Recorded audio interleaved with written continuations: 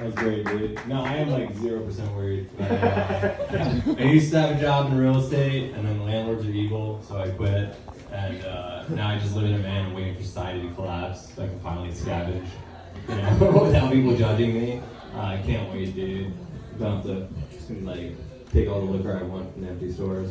All right.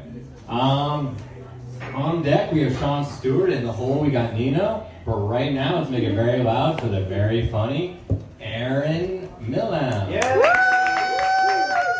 Hey. I'm sorry, yeah. I was lurking. Always lurching and lurking. Just jerking it and lurking it. Man, I love disasters. And I had no idea you were going to talk about the Titanic today, but this is some brand new shit, y'all. But I love disasters. Especially maritime disasters, you know? It's like a slasher flick mixed with Godzilla and Jaws, like narrated by the History Channel. Like, I love the Titanic. Who doesn't love the Titanic, you know? I was born in '85, so my generation was like, we grew up on that Titanic swagger. Just through and through. But you guys remember in elementary school, they didn't teach us like the real history, like the full story. They kept us on like a little history leash, you know? Just like don't want to give us our full history license yet, just like a little history learner's permit, you know? Well, don't get on the highway, just circle the block. Watch out for any stray genocides running out in front of your car. I don't know, they give you like a PG-13 version of slavery. Out there like, those people were sad, Abe Lincoln saved the day, Martin Luther King gave a speech, Bill Cosby wore some sweaters that don't ask him about anything else. What about them whips and shit? Nothing else. Let's move along. But yeah, I mean, it makes sense that the Titanic would be your introduction to like the shitty parts of history. You know, it's like your disaster icebreaker, if you will. Oh, now I gotta look at my notes. Disaster icebreaker. Oh yeah, fuck that smallpox. Oops, we did a genocide nonsense. That's the answer. I mean, if you look at the history of the Titanic, if you actually dig into the history of this shit, you realize it's not even a top tier boat disaster for the era.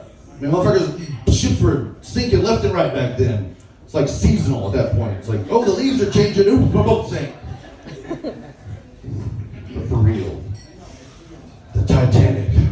It's like we remember it more for the karma than the tragedy, I think. But could you imagine if there was a Titanic today, though? Like, Lord, it would be a disaster. Big old bubblegum nightmare of a Carnival cruise line. Like, just motherfuckers are jumping in lifeboats with the I Love Margarita tank top on. They're, I don't know.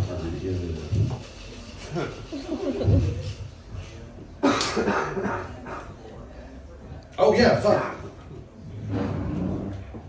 Woke women and children first, followed by queer and trans babies, and then the cis limos can just, they're last, obviously. So. But I mean, it's them, and then you got the MAGA folks on the other side, like screaming fake news at the fucking lifeboats. Out there like, on Joe Rogan next week, like, oh, that iceberg was CGI, Joe. It's like, icebergs don't sink ships. People sink ships. It's not a maritime disaster, it's a mental health disaster. I had a bunch of those. That's the Titanic. Oh yeah, these motherfuckers, they were hyping this thing before they even left the dock. Like they're the LeBron James of fucking boats. They're out here like game day shows up and they just granny shooting layups, like missing free throws. It's like they said, oh, it's unsinkable, pinnacle of human achievement. Fucking, then it sank.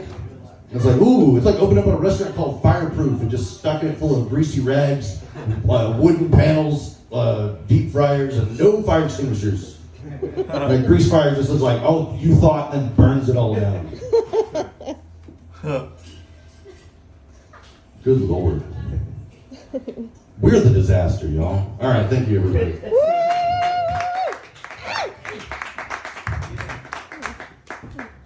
you.